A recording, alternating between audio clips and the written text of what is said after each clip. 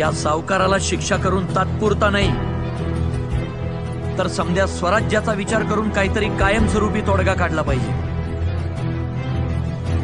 तोडगा थोडा जालिम असला तरी चालेल. लवकरात लवकर काढा आणि या सावकाराला ताब्यात घ्या. वीराज बरोबंत या न्याय निवाड्यासाठी आजच दरबार लावा. ताबडतोब.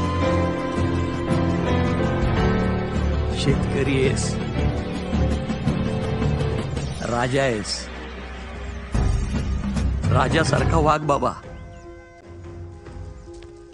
आणि इथेच जन्म झाला शेतकऱ्यांच्या हिताच्या ऐन जिन्नसी कर्ज पद्धतीचा.